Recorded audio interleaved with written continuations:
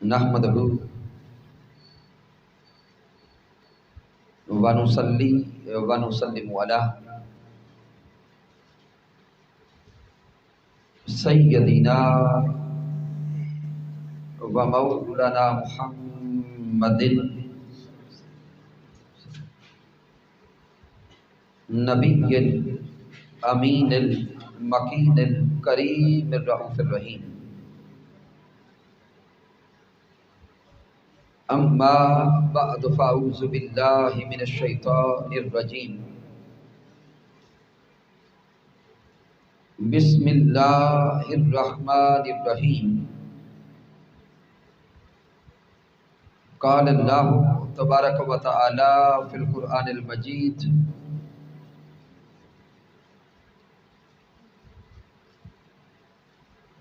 من یطع الرسول فقد اطاع اللہ.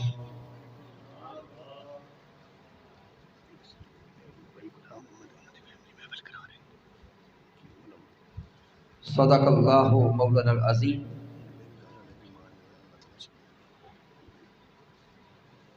ان اللہ و ملائکتہ یصلون علی النبی یا ایھا الذین آمنوا صلوا علیہ وسلموا تسلیما.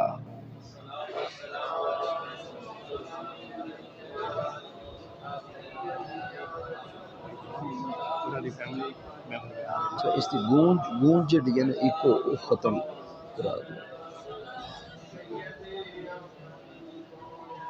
اللہ رب العزت کی توفیق سے اور تاجدار کائنات صلی اللہ علیہ وآلہ وسلم کے نعلین پاک کے تصدق سے ہم عظیم الشان محفل میلاد مصطفیٰ صلی اللہ علیہ وآلہ وسلم میں حاضر ہیں. ٹھیک ہے. اس خوبصورت اور عظیم محفل میلاد مصطفیٰ صلی اللہ علیہ وآلہ وسلم کے انعقاد پر ہدیہ تبریک پیش کرتا ہوں جناب محترم غلام محمد صاحب، ان کی فیملی اور خاندان کے جمیع احباب. دعا کرتے ہیں کہ رب کائنات اس محفل پاک کے تصدق سے محترم غلام محمد صاحب کے گھر میں خیر و برکت عطا فرمائے اور بزم میں تشریف فرما جمیع علماء کرام اور مشائخ اعظام جناب محترم حضرت علامہ قاری محمد اسحاق القادری صاحب، جناب محترم قاری شبیر احمد جلالی صاحب، دیگر علماء کرام، سلسلہ سیفیہ کے ساتھ تعلق رکھنے والے عظیم مریدین اور معتقدین،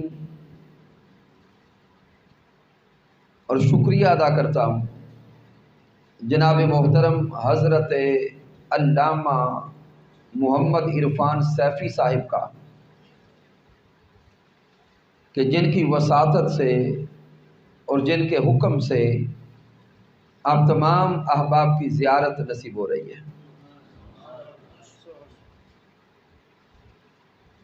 میں مسلسل بحمدہ تعالی دروس عرفان القرآن کے دورہ جات پہ تھا.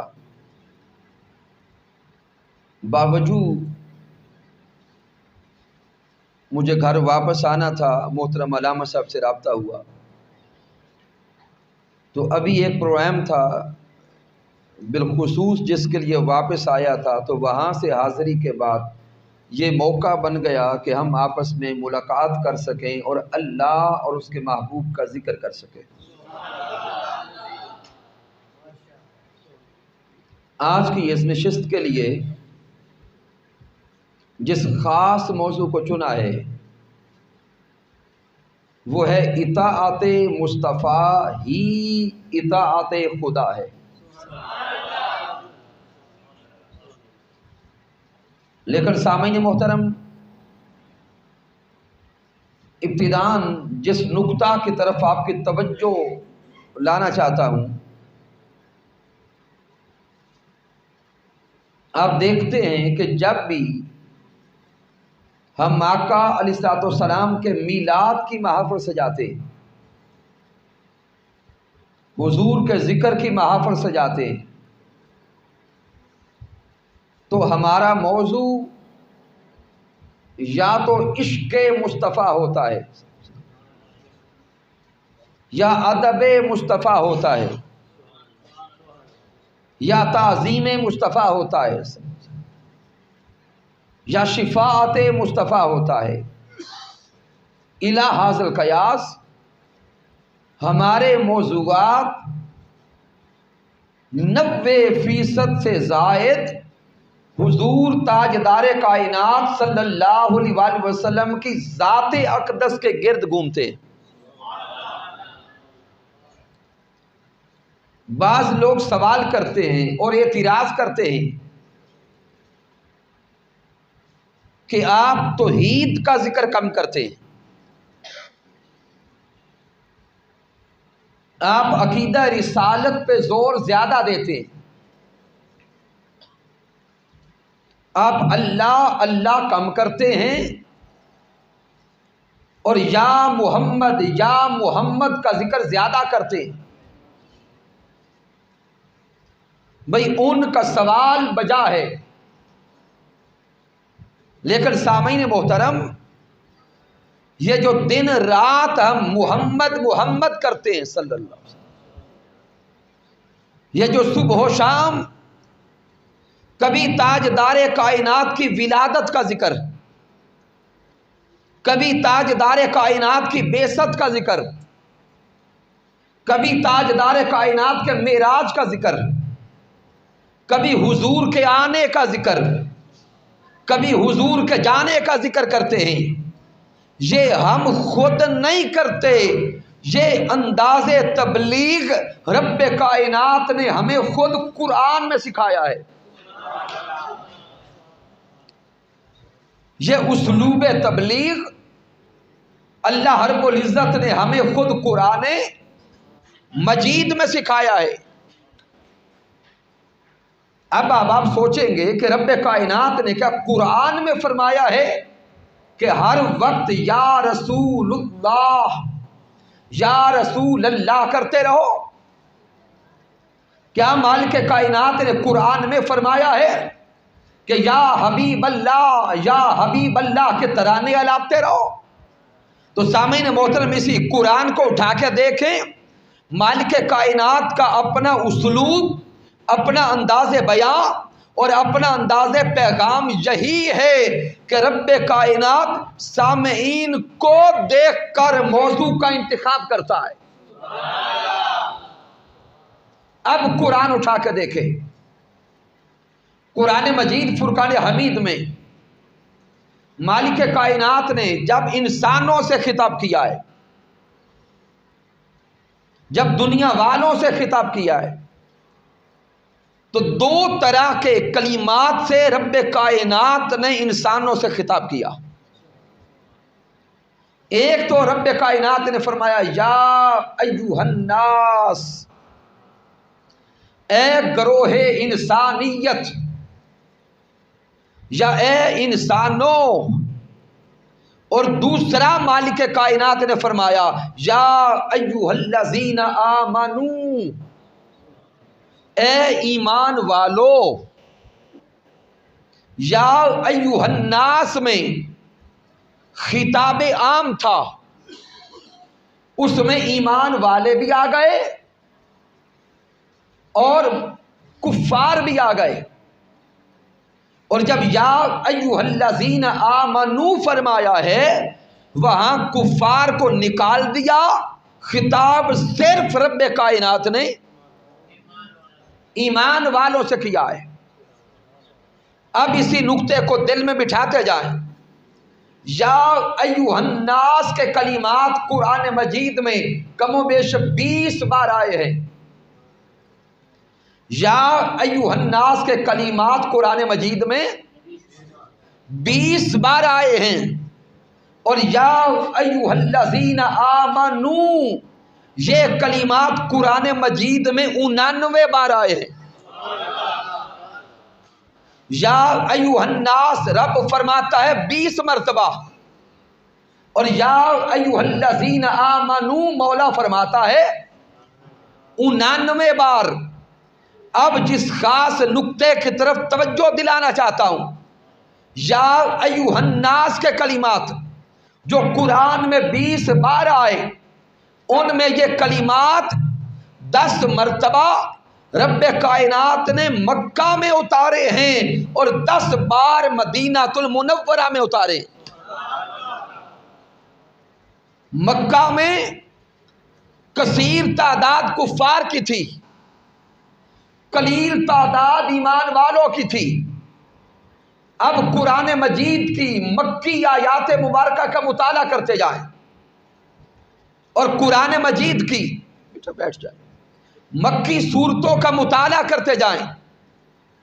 رب کائنات نے وہ آیات مبارکہ اور وہ صورتیں جو مکہ المکرمہ میں اتاری ہیں، ان مکی صورتوں کو پڑھیں، مکی آیات کو پڑھیں. وہاں زیادہ موضوع عقیدہ توحید کا تھا. قرآن مجید کا وہ حصہ جو مکہ المکرمہ میں نازل ہوا، اس کا موضوع اور مرکز عقیدہ توحید تھا، رد شرک تھا. اور یا ایھا الناس کے کلمات تھے.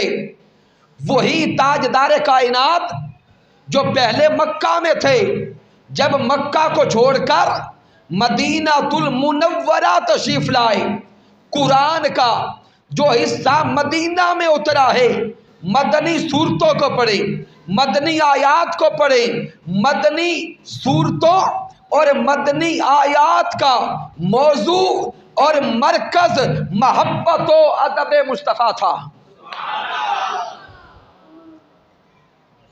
اور سامعین محترم، یا ایھا الناس کے کلمات میرے رب نے 10 بار مکہ میں اتارے اور 10 بار مدینہ میں اتارے.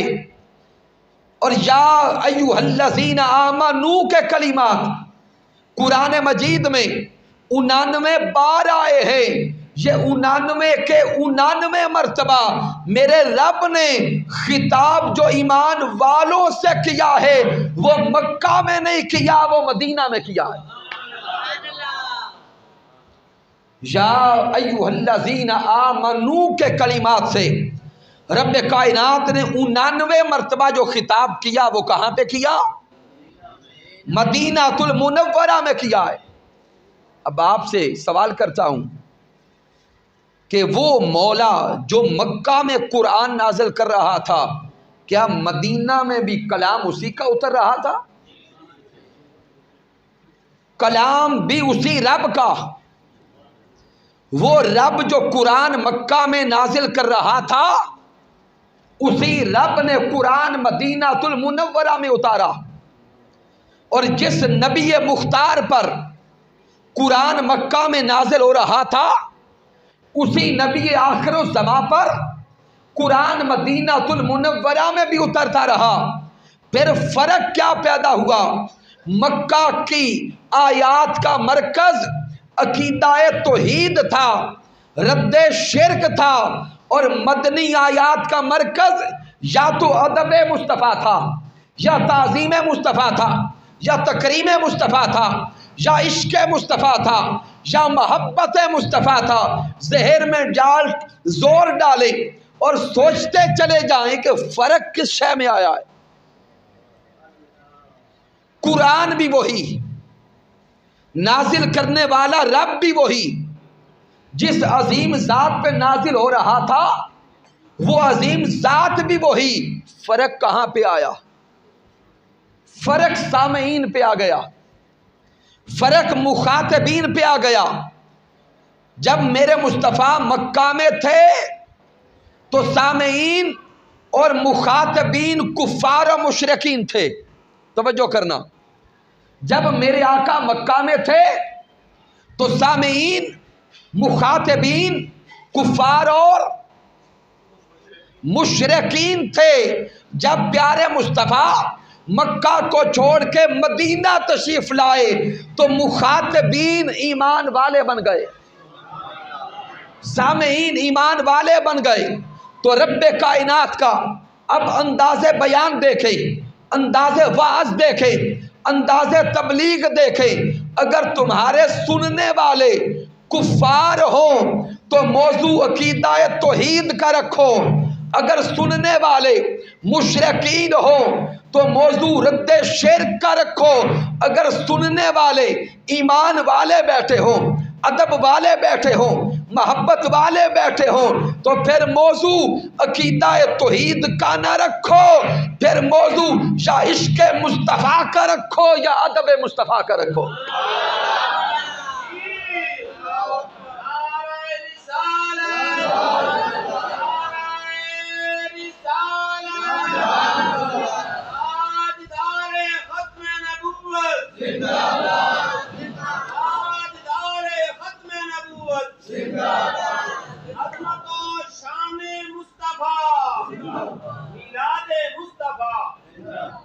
تو سامعین محترم، وہ لوگ جو ہم پہ اعتراض کرتے ہیں اور سوال کرتے ہیں کہ آپ دن رات ذکر مصطفیٰ کیوں کرتے ہو، آپ اپنے خطابات کا موضوع کثرت کے ساتھ عشق مصطفیٰ کیوں رکھتے ہو، نسبت مصطفیٰ کیوں رکھتے ہو، ادب و تعظیم مصطفیٰ کیوں رکھتے ہو، تو ان کو جواب قرآن کی زبان میں دیں کہ رب کائنات کے سامنے سننے والے جب کفار ہوتے تھے وہ مولا بھی موضوع توحید کا رکھتا تھا، جب سننے والے ایمان والے ہوتے تھے وہ رب کائنات بھی موضوع ادب اور تعظیم مصطفیٰ رکھتا تھا. تو یہ ہم خود نہیں کرتے، جو انداز تبلیغ اللہ نے دیا ہے ہم اسی کے مطابق عمل کرتے. اب سامعین محترم، جب یہ بنیادی نقطہ سمجھ گئے تو میں ریسرچرز احباب کو، محققین کو اور پڑھے لکھے احباب کو دعوت دیتا ہوں کہ آج ہی گھر جائیں، قرآن مجید فرقان حمید کھولیں، یا ایھا الذین آمنو والی آیات اٹھا کے دیکھیں، کثرت کے ساتھ ان آیات مقدسہ میں موضوع ادب اور محبت مصطفیٰ کا ملے گا. قرآن مجید میں پہلے یا ایھا الذین آمنو سورۃ البقرہ کے مقام پہ آیا، یا ایھا الذین آمنو لا تقولوا رائنا وقولوا انظرنا. اے ایمان والو، میرے محبوب کو رائنا کے کلمات کے ساتھ نہ پکارو. لا تقولوا رائنا وقولوا انظرنا، بلکہ محبوب کی بارگاہ میں کہو سونے محبوب ہم پہ نظر شفقت کرتا ہے. بلکہ میرے ساجن کی بارگاہ میں کہو یا رسول اللہ انظر حالنا، یا حبیب اللہ اسمع قالنا، اننا فی بحری ہم مغرقن خذ یدی سہلانا اشکالنا.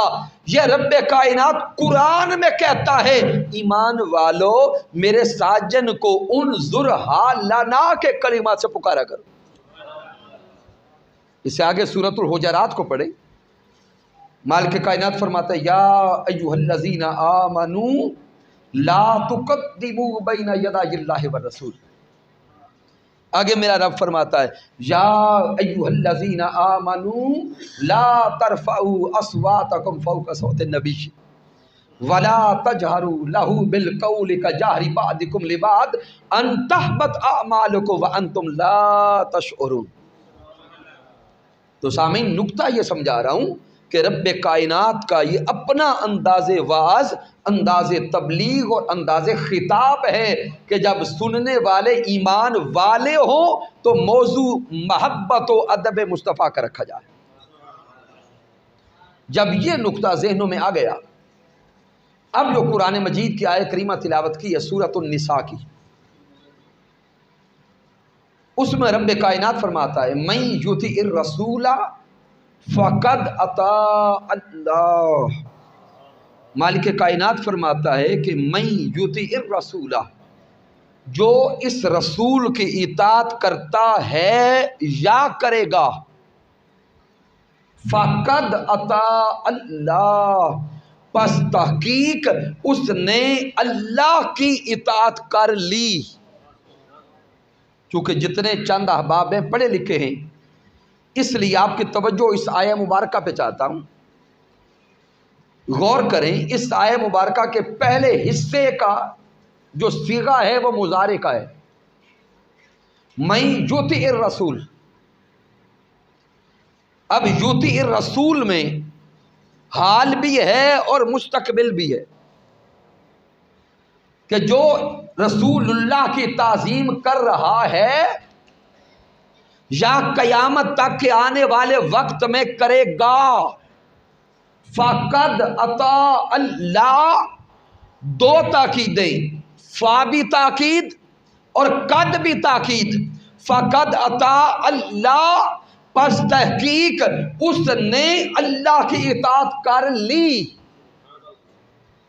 جب رب کائنات نے اپنی اطاعت کا ذکر کیا تو صیغہ ماضی کا تھا۔ اب آپ سے ایک سوال کرتا ہوں، جب بھی ہم کسی بات کو بیان کرتے ہیں، کسی قصہ کو بیان کرتے ہیں یا کوئی امر اور نہی کی بات کرتے ہیں، تو جو جملہ جس صیغہ میں اس کا آغاز ہوتا ہے اسی صیغہ میں وہ جملہ مکمل ہوتا ہے۔ یعنی اگر بات زمانہ ماضی کی کریں تو سنانے والا اپنی بات کو مکمل کرے گا زمانہ ماضی میں، اور اگر کوئی بات زمانہ مستقبل کی چھیڑے گا تو پھر ساری گفتگو زمانہ مستقبل کی ہوگی۔ لیکن رب کائنات کے اس کلام پر، اس چھوٹی سی آیہ مبارکہ پہ توجہ کریں۔ رب کائنات یطع الرسول کہہ کر آغاز صیغہ مضارع سے کرتا ہے، فقد اطاع اللہ کہہ کر اسی کا اختتام صیغہ ماضی پہ کرتا ہے۔ عقل والے دنگ رہ گئے کہ مولا کوئی لمبا واقعہ بھی نہیں، کوئی لمبی آیت بھی نہیں، کوئی لمبی بات بھی نہیں، چند الفاظ پہ مبنی آیت ہے، اسی کے پہلے حصے کو تو نے زمانہ مضارع سے جوڑا، اسی کے آخری حصے کو زمانہ ماضی سے جوڑا۔ مولا سبب کیا ہے؟ تو رب کائنات فرماتا ہے میں نے تاجدار کائنات محمد مصطفیٰ کی اطاعت کو حال اور مستقبل کے لیے، قیامت تک کے لوگوں کے لیے کھلا رکھ دیا ہے کہ جو کوئی بھی آ کر اپنا رشتہ، اپنا تعلق میرے مصطفیٰ سے جوڑتا جائے گا، وہ رشتہ میرے مصطفیٰ سے جوڑتا جائے گا، اس کا رشتہ خود بخود مجھ خدا سے جڑتا جائے گا۔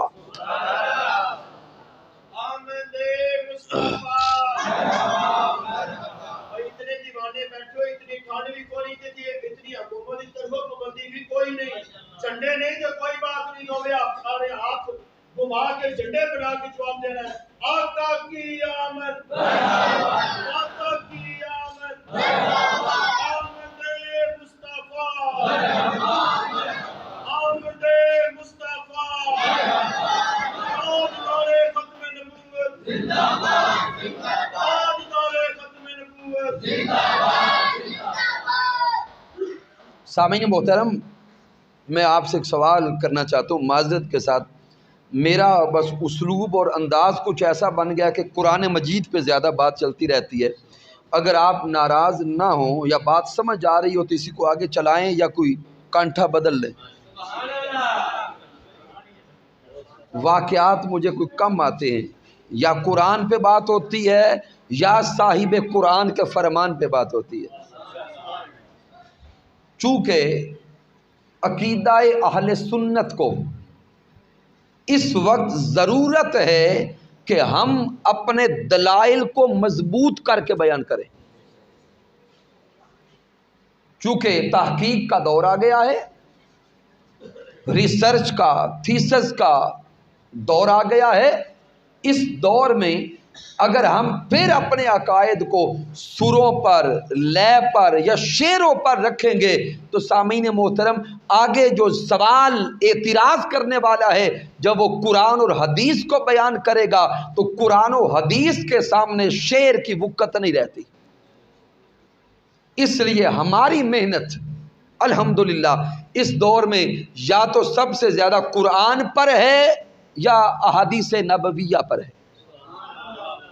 تو اس لیے میں نے کہا کہ میں معذرت کرنا چاہتا ہوں اگر کسی کے ذہن میں یہ تھا کہ علامہ صاحب آئیں گے کچھ سر لگائیں گے تو میں بے سرا بندہ ہوں.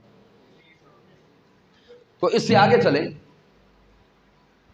جب من یطیع الرسول فقد اطاع اللہ کی آیت کریمہ سمجھ آ گئی. اب قرآن مجید فرقان حمید میں جو لفظ اطاعت ہے، کیا لفظ اطاعت، یہ قرآن مجید فرقان حمید میں کم از کم 38 بار آیا ہے. کتنی بار؟ 38 سے 42 مرتبہ قرآن مجید میں لفظ اطاعت آیا. ہم اس کو 38 کے فگر سے لیتے ہیں. قرآن مجید کو اٹھا کے پڑھیں. لفظ اطاعت قرآن مجید میں کم از کم 38 بار آیا. ان 38 مقامات میں سے 20 مقامات وہ ہیں جن میں حکم اطاعت خدا اور مصطفیٰ دونوں کے لیے اکٹھا ہے. 20 مقامات قرآن مجید کے وہ ہیں جہاں پہ حکم اطاعت خدا اور مصطفیٰ دونوں کے لیے اکٹھا ہے. جیسے سورۃ النساء میں ہی میرے اللہ نے فرمایا یا ایھا الذین آمنوا اطیعوا اللہ و اطیعوا الرسول. کہیں رب فرماتے ہیں اطیعوا اللہ والرسول.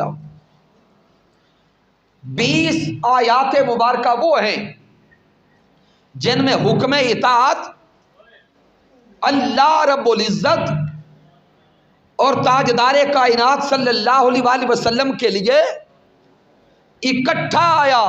اب 38 سے 20 نکل گئے، پیچھے کتنے بچے؟ 18. اب سوچنا چاہیے، فکر کرنا چاہیے، سمجھنا چاہیے شان میں کون بڑا ہے، اللہ یا رسول اللہ؟ شان میں اللہ بڑا ہے، مقام میں اللہ بڑا ہے، مرتبہ میں اللہ بڑا ہے. تو ذہن کہتا ہے کہ اللہ رب العزت نے اسی قرآن میں 20 مقامات پر اپنی اطاعت کے ساتھ رسول اللہ کو ملا لیا، رسول اللہ کو جوڑ لیا. باقی شان میں میرا اللہ بڑا، مقام میں میرا اللہ بڑا. چونکہ اللہ خالق ہے، مصطفیٰ مخلوق ہے. مالک کائنات رازق ہے، مصطفیٰ مرزوق ہے. رب کائنات معبود ہے، تاجدار کائنات عبد ہیں. تو ذہن کہتا ہے کہ اے مولا 20 مقامات پر تو نے حکم اطاعت میں رسول اللہ کو اپنے ساتھ جوڑ لیا ہے. باقی 18 مقامات پر تو اس بڑے کی اطاعت کا ذکر آتا. 18 مقامات پر تو اس مولا کی اطاعت کا ذکر آتا جو خالق مصطفیٰ بھی ہے، جو رازق مصطفیٰ بھی ہے. لیکن سامعین محترم آپ سن کر حیران بھی ہوں گے، ایمان تازہ بھی ہوگا. 20 آیات مبارکہ میں رب کائنات نے حکم اطاعت میں ذات مصطفیٰ کو اپنی ذات کے ساتھ جوڑا ہے.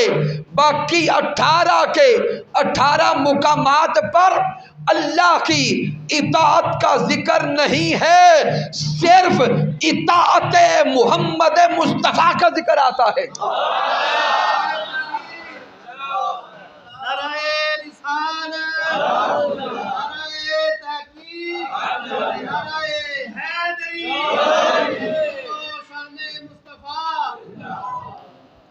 میں سارے کے سارے قرآن کا خلاصہ دے رہا ہوں۔ اسی قرآن مجید میں 20 آیات مبارکہ میں 20 مقامات پر میرے رب نے جب حکم اطاعت دیا تو 20 مقامات پہ ذات مصطفیٰ کو اپنی ذات کے ساتھ جوڑ کے بیان کیا۔ باقی 18 مقامات پر وہ مالک کائنات، وہ خالق کائنات اپنی اطاعت کا ذکر کرتا ہی نہیں ہے، صرف اطاعت محمد مصطفیٰ کا حکم دیتا ہے۔ اب سوچیں اور ذہن میں اس بات کو ڈال کے جائیں۔ کئی لوگ سوچتے ہوں گے، کہتے ہوں گے مولا تو نے 18 مقامات پر تو مجردن مفردن ممتازن صرف اطاعت مصطفیٰ کا ذکر کیا ہے، کسی ایک جگہ پر تو صرف اپنی اطاعت کا ذکر بھی کرتا، کسی ایک مقام پر تو صرف براہ راست اپنے ساتھ جڑنے کا کوئی راستہ بھی دیتا۔ تو رب کائنات کا جواب آتا ہے کہ مجھے علم تھا کہ 15ویں صدی میں کچھ ایسے لوگ پیدا ہوں گے جو میرے مصطفیٰ کو چھوڑ کر میرے ساتھ جڑنا چاہیں گے۔ اگر میں کسی ایک مقام پر بھی رسول اللہ کو چھوڑ کر اپنی طرف آنے کا راستہ بتاتا تو ان کے لیے دروازہ کھل جاتا۔ اس لیے رب کائنات نے اپنی طرف جانے کے لیے مصطفیٰ کو چھوڑ کر نہ کوئی دروازہ رکھا ہے، نہ کوئی کھڑکی رکھی ہے، نہ کوئی راستہ دیا ہے۔ اتنا فرما دیا دنیا والوں، انسانوں، بندوں، اگر میری طرف آنا چاہتے ہو تو صرف ایک راستہ اطاعت مصطفیٰ کا ہے۔ تم در مصطفیٰ پہ جاؤ، تم مصطفیٰ کو مناتے جاؤ، جس سے مصطفیٰ راضی ہو گئے اس سے میں خدا راضی ہو جاؤں گا۔ تو رب کائنات نے قرآن مجید فرقان حمید میں اپنی طرف جانے کے لیے صرف ایک راستہ دیا ہے، جو راستہ در محمد مصطفیٰ سے ہو کے جاتا ہے۔ اس لیے مالک کائنات قرآن مجید میں جا بجا پیغام دیتا ہے، من یطیع الرسول فقد اطاع اللہ، جس نے رسول اللہ کی اطاعت کی اس نے اللہ کی اطاعت کر لی۔ اب اس کے اندر اور چھپے ہوئے بڑے علمی اور دقیق نکات ہیں، میں ان کو نہیں چھیڑتا، بات سادہ کرنے لگا۔ اب سامعین محترم، جب ایمان آ گیا، ایمان آیا وہ بھی راستہ مصطفیٰ سے آیا، ایمان ملا وہ بھی نسبت مصطفیٰ سے ملا۔ اس کے لیے صرف سادہ اتنا جملہ دیتا ہوں، سامعین محترم، ہم مسلمان ہوتے ہیں کلمہ طیبہ پڑھ کے اور کلمہ شہادت پڑھ کے، تو یہ کلمہ طیبہ ہم تک کیسے آیا ہے؟ اونچا بولیں گے، ذریعہ محمد مصطفیٰ سے سر رسول اللہ صلی اللہ علیہ وآلہ وسلم نے یہ کلمہ عطا کیا، ہم پڑھ کے مسلمان ہو گئے۔ 2 کلمے ایمان کی شرائط میں، پہلا اور دوسرا کلمہ شہادت۔ اب آپ کی توجہ کلمہ شہادت پہ چاہتا ہوں، ہم سارے پڑھیں گے، اشہد اللہ الہ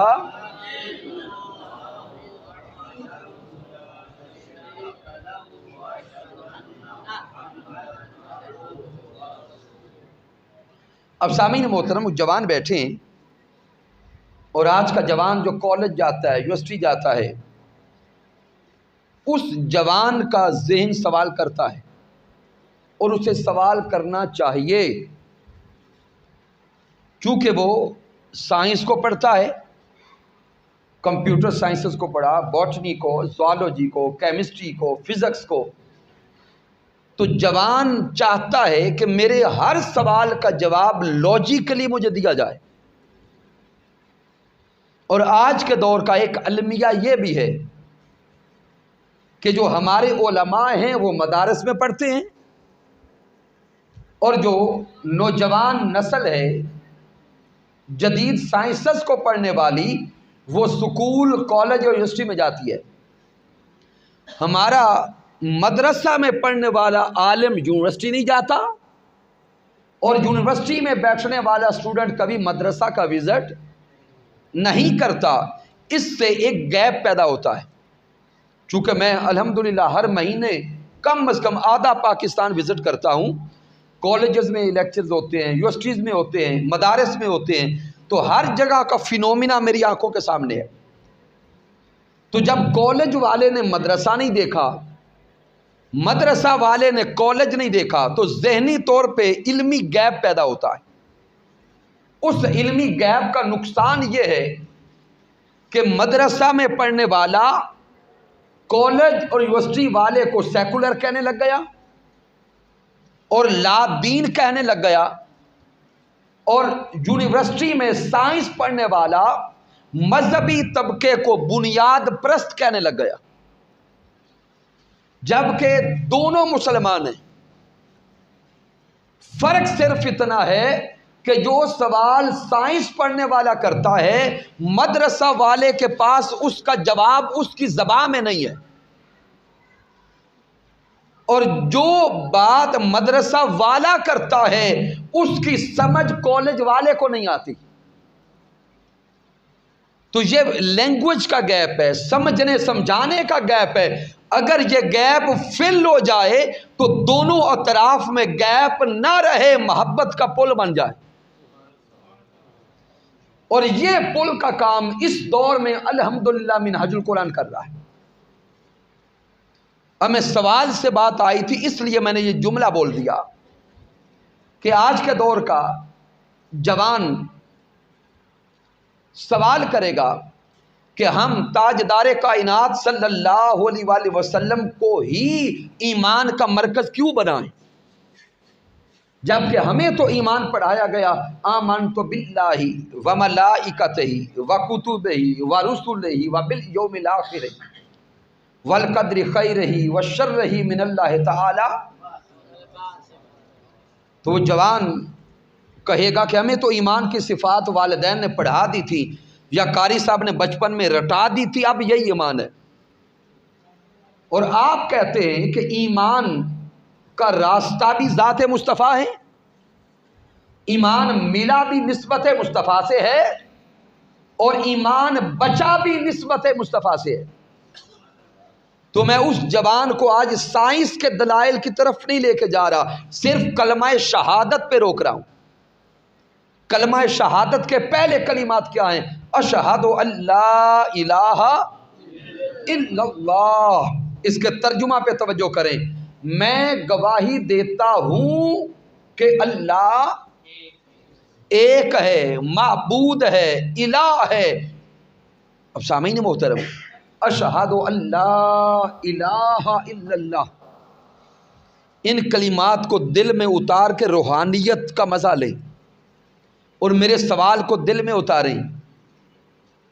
اس کا ترجمہ ہے میں گواہی دیتا ہوں کہ اللہ ایک ہے، معبود ہے، الہ ہے. اب جتنے حریہ میں اب اس مسجد میں بیٹھے ہیں کیا سارے گواہی دیتے ہیں کہ اللہ ایک ہے؟ پکی بات ہے. چلو اب اس گواہی پہ پکے رہنا ہے. ہم سارے گواہی دیتے ہیں کہ اللہ ایک ہے. اب حریہ والوں، پڑھے لکھے لوگ ہو، مجھے بتاؤ کہ گواہ بننے کے کوئی اصول ہوتے ہیں؟ عدالت میں اگر کسی کا کیس دائر ہو جائے تو پہلے مدعی دعویٰ پیش کرتا ہے، پھر مدعا الیہ جواب دعویٰ پیش کرتا ہے. جب دعویٰ اور جواب دعویٰ پیش ہو جاتے ہیں پھر جج صاحب کہتے ہیں کہ اب اپنے اپنے گواہ لاؤ. بندہ سیشن کورٹ سے چلا، ہریا دینو موڑ پہ اترا، کیا جو پہلا بندہ اسے نظر آیا اسی کو بازو سے پکڑ کے گواہ بنا کے لے جائے گا؟ نہیں. گواہ کون بنے گا؟ جو موقع پر موجود ہو اور اس نے موقع کو اپنی آنکھوں سے دیکھا بھی ہو. عینی شاہد جو موجود بھی ہو اور اس نے واقعہ دیکھا بھی ہو، گواہ وہ بنے گا۔ تو اگر اس بندے کو پکڑ کے لے جائیں جو نہ موجود تھا نہ دیکھنے والا تھا، کیا وہ گواہ قبول ہوگا؟ اگر عدالت میں پیش کریں تو کیا وہ قبول ہوگا؟ نہیں ہوگا۔ تو اب حریہ والو سوچو تو صحیح، دنیا کی عدالت میں وہ گواہ جس نے واقعہ موقع نہ دیکھا ہو وہ قبول نہیں ہوتا۔ آپ جتنے بھی رب کی ذات پہ گواہ بنے بیٹھے ہو، کیا رب کو دیکھ کے گواہ بنے ہو؟ تو پھر کیا گواہ سچے ہو؟ عجیب بات ہے۔ ادھر کہتے ہیں کہ جس نے نہ دیکھا ہو وہ عدالت میں جائے تو وہ سچا گواہ نہیں ہے، اور ادھر سب نے رب کائنات کی ذات کو نہ آنکھوں سے دیکھا ہے، نہ براہ راست اس کا کلام سنا ہے، نہ ہاتھوں سے چھوا ہے، پھر بھی گواہ بنے بیٹھے ہیں۔ اور دیکھیں جرت کیسی، بن دیکھے گواہ بنے بیٹھے ہیں اور کہتے ہیں سچے بھی ہیں۔ اب پھر بولے کیا سچے ہیں؟ اب کئی گھبرائے بیٹھے۔ ہم رب کائنات کو بن دیکھے مان کر گواہی دیتے ہیں، اور جھوٹے گواہ نہیں بلکہ سچے گواہ ہیں۔ میرے اگلے جملے کو دل میں بٹھا کے جواب دینا، بن دیکھے اس کی ذات پر گواہ بن کر جو کہتے ہو کہ سچے بھی ہیں، یہ جرت ہمیں کس نے دی ہے؟ یہ قوت ہمیں کس نے دی ہے؟ یہ دلیری ہمیں کس نے دی ہے؟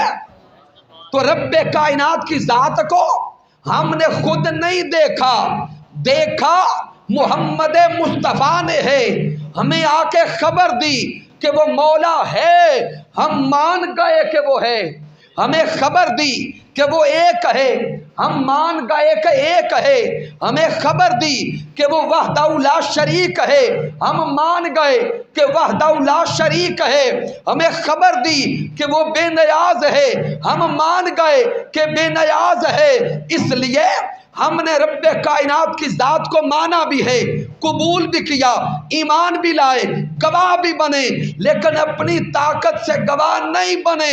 دیکھا محمد مصطفیٰ نے ہے، مصطفیٰ جو جو ہمیں بتاتے گئے ہم مانتے چلے گئے تو مومن بنتے چلے گئے۔ تو سامعین اب بتائیے ہمیں ایمان کیسے ملا؟ نسبت محمد مصطفیٰ سے۔ تو ایمان بھی نسبت مصطفیٰ سے ملا۔ تو ایمان لانے کے لیے بھی رب کو ماننے سے پہلے محمد مصطفیٰ کو ماننا ضروری ہے۔ ایمان قبول کرنے کے لیے بھی اللہ کو ماننے سے پہلے ذات محمد مصطفیٰ صلی اللہ علیہ وآلہ وسلم کو ماننا ضروری ہے۔ اب میں آپ نے آج کے خطاب کی کوشش کرتا ہوں کہ آخری حدیث مبارکہ آپ کو سناؤں۔ اسی موضوع کو اگر بیان کرتے رہیں تو پوری رات ناکافی ہے، اتنے دلائل ہیں عقیدہ اہل سنت کے پاس۔ لیکن سامعین محترم جب ایمان آ گیا، کلمہ پڑھ لیا، تو ایمان آنے کے بعد سب سے پہلا عمل جس کا میرے رب نے حکم دیا ہے وہ نماز ہے۔ کیا ہے؟ نماز۔ نماز بھی سیرت مصطفیٰ صلی اللہ علیہ وآلہ وسلم کے بغیر نہیں ہوتی۔ اگر کوئی بندہ کہے کہ میں بڑا نمازی بننا چاہتا ہوں، رسول اللہ کو چھوڑ کر میں رب کو نماز کے ذریعے منانا چاہتا ہوں، تو وہ نہیں منا سکتا۔ سارا قرآن اٹھائیں، مالک کائنات نے قرآن مجید میں جا بجا نماز کا حکم دیا ہے، نماز کا حکم دیا ہے، لیکن پورے کے پورے قرآن مجید کو پڑھیں، ہمیں قرآن مجید میں نماز کا مکمل طریقہ آج تک نہیں ملا۔ قیام، رکوع، سجود، جلسہ، قعدہ، سلام اور کیا کیا کہاں کہاں پڑھنا ہے، یہ پورا طریقہ ہمیں قرآن مجید سے نہیں ملتا۔ اب جب رب کائنات قرآن مجید میں بارہا مرتبہ نماز کا حکم دے رہا تھا، میرا رب فرما رہا تھا اقیم الصلاۃ، صلاۃ قائم کرو، نماز قائم کرو، تو صحابہ کرام در محبوب پہ گئے آئے اور رسول اللہ کے در اقدس پہ جا کر صحابہ عرض کرتے ہیں کیفا نصلی یا رسول اللہ، اے سونے ساجن ہمیں بتا دیں کہ یہ نماز اب قائم کیسے کرنی ہے۔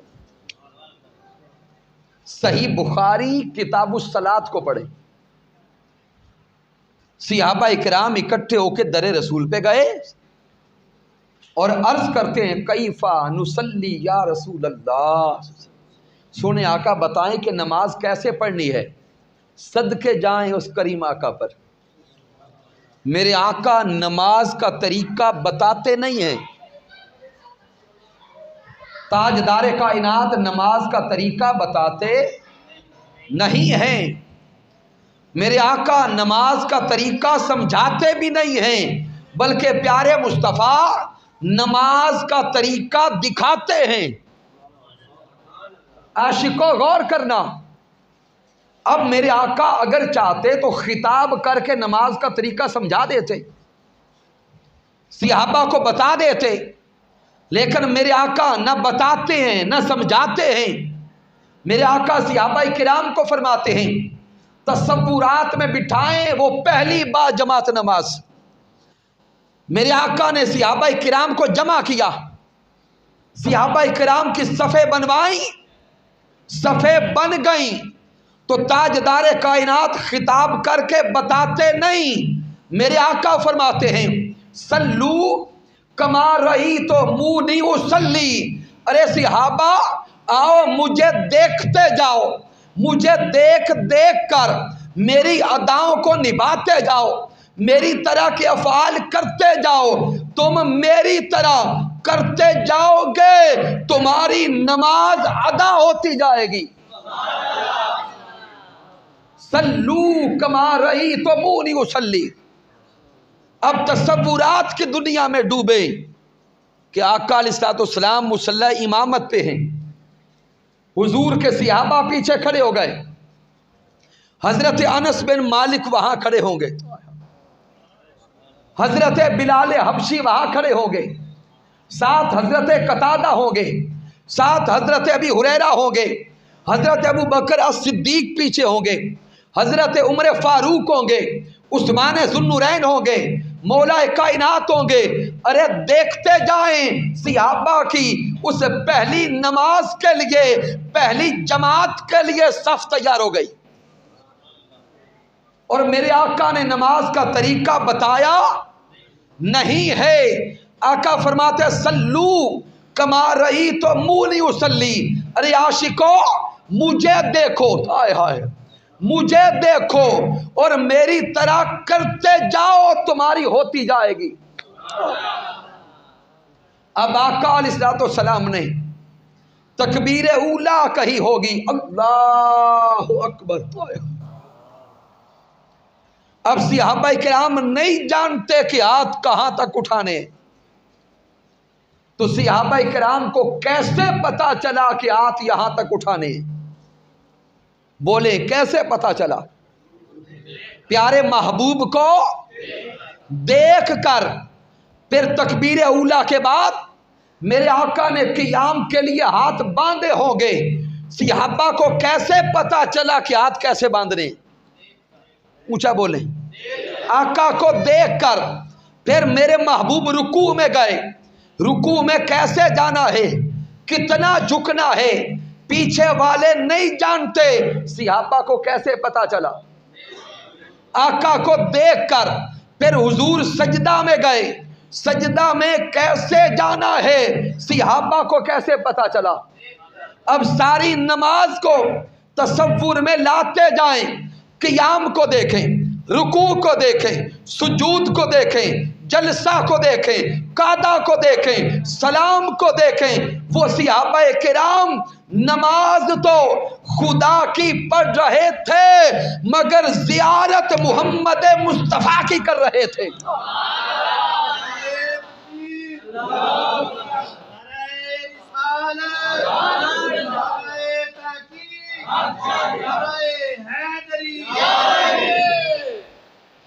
ارے ان عشاق کی نماز دیکھیں، ان دیوان گان مصطفیٰ کی نماز دیکھیں.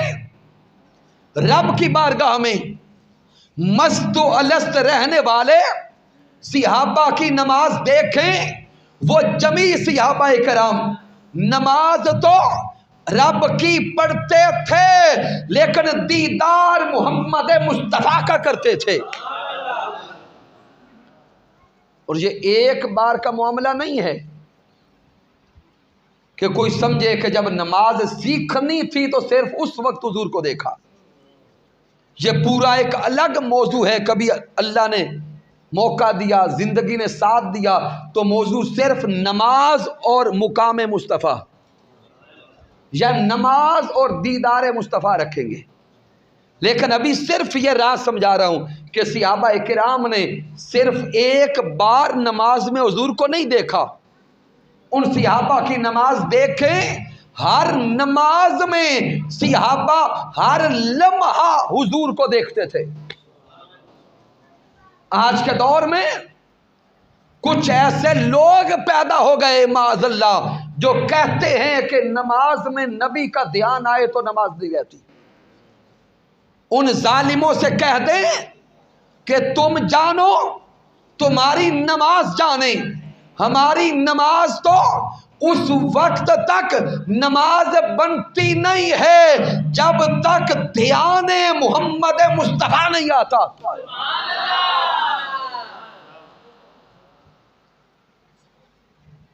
ہم تو اس عمل کو نماز کہتے ہی نہیں ہیں جس میں حضور کا دھیان نہ ہو. ہم تو اس عمل کو عبادت کہتے ہی نہیں ہیں جس میں حضور کا دھیان نہ ہو. حضور کے دھیان کے بغیر عبادت نہیں، بس نصیب کے پھیرے ہیں. اس لیے اس دور میں ضرورت ہے کہ پھر ہم مادیت سے نکل کر حضور کی ذات کے ساتھ روحانی رشتہ مضبوط کریں. اور اگر ہمارے جوان سائنس پڑھنے والے ہمارے سے سینکڑوں سوال بھی کریں تو ان کو جھڑکے نہیں، کوشش کریں کہ ان کے ہر سوال کا جواب یا قرآن سے دیں یا حدیث نبوی سے دیں. پھر دیکھیں کہ یہ قوم کس طرح سنورتی جاتی ہے. اور میں سائنس پڑھنے والے جو جوان کو بیٹھے ہیں ان سے بھی ریکویسٹ کرتا ہوں کہ آپ کوشش کریں حضور کی سیرت کا مطالعہ کریں، قرآن کو پڑھیں، احادیث نبویہ کو پڑھیں. اور جو مدرسہ میں پڑھنے والے اسٹوڈنٹس بیٹھے، طلباء بیٹھے ہیں یا مدارس کے ساتھ تعلق رکھنے والے بیٹھے ہیں، ان سے التجا کرتا ہوں کہ آپ بھی کوشش کریں کہ کچھ نہ کوئی تو سائنس کا مطالعہ کریں تاکہ یہ گیپ ختم ہو جائے. اور اللہ کی عزت کی قسم کھا کے کہتا ہوں وہ سائنس جس کے بل بوتے پر سائنس پڑھنے والے اتراتے نظر آتے ہیں، وہ سائنس جس کو پڑھ کر لوگ اپنے آپ کو جدید کہتے نظر آتے ہیں، اس سائنس کو اٹھا کے دیکھیں. سائنس کی ابتدا تاجدار کائنات کے نعلین مبارک سے اٹھنے والی گرد سے ہوتی ہے. سائنس کو وجود نعلین مصطفیٰ سے ملا ہے. سائنس کو وجود یا قرآن سے ملا ہے یا فرمان محمد مصطفیٰ سے ملا ہے. کمی صرف اتنی ہے کہ نہ ہم نے قرآن کو صحیح پڑھا ہے نہ ہم نے سائنس کو پڑھنے کی کوشش کی ہے. یہ پورے کا پورا ایک الگ موضوع چھڑ جائے گا۔ آقا علیہ السلام نے قیامت تک کی ہونے والی ایجادات کا ذکر اپنے فرمان میں کر دیا۔ پڑھ کے تو دیکھیں، یہ جو آج ہم طب لیے پھرتے ہیں، میڈیکل سائنسز، میڈیکل سائنس جتنی بھی جدت کی طرف آگے بڑھتی جا رہی ہے، تاجدار کائنات محمد مصطفیٰ صلی اللہ علیہ وآلہ وسلم نے جتنے اصول طب بتائے ہیں، سائنس اسی راستے پہ گامزن ہے۔ اس لیے آئیے ہر اعتبار سے ہم آقا علیہ السلام کی ذات اقدس کو پڑھنے کی کوشش کریں، حضور تاجدار کائنات کی ذات اقدس کو سمجھنے کی کوشش کریں۔ اگر ہم نے علم، تحقیق اور ریسرچ کے راستے پہ قدم رکھا تو انشاءاللہ تعالی ہر مقام پہ سب سے آگے چہرہ مصطفیٰ نظر آئے گا۔ کی محمد سے وفاتوں نے تو ہم تیرے ہیں، یہ جہاں چیز ہے کیا، لوح و قلم تیرے ہیں۔ میں بار دیگر شکریہ ادا کرتا ہوں اپنے محترم سیفی برادران کا، محترم علامہ قاری محمد عرفان سیفی صاحب کا، اور جناب محترم غلام محمد صاحب کا، کہ جن کے حکم پر آج آپ کی زیارت نصیب ہوئی۔ میں امید کرتا ہوں کہ یہ جو چند ٹوٹے پھوٹے کلمات ہیں، علمی، فنی اور اعتقادی حوالے سے کچھ نہ کچھ رہنمائی کا باعث بنیں گے۔ رب کائنات کی بارگاہ میں دعا کرتے ہیں مالک کائنات سب کی حاضری قبول فرمائے۔ میں نے جو کچھ بیان کیا اگر اس میں کوئی کمی ہے، کوئی کجی ہے، کوئی غلطی ہے تو مجھ ناچیز کی طرف سے ہے، مالک کائنات معاف فرمائے۔ اگر اس میں کوئی اچھائی اور کمال ہے تو اللہ کی عزت کی قسم میرا کوئی کمال نہیں، یہ میرے اللہ کا کرم ہے، آقا علیہ السلام کی رحمت ہے، اور میرے قائد، میرے مربی، میرے استاذ حضور شیخ علیہ السلام ڈاکٹر محمد طاہر القادری مدد اللہ علی کی صحبت کا فیضان ہے۔ وما علینا الا البلاغ المبین۔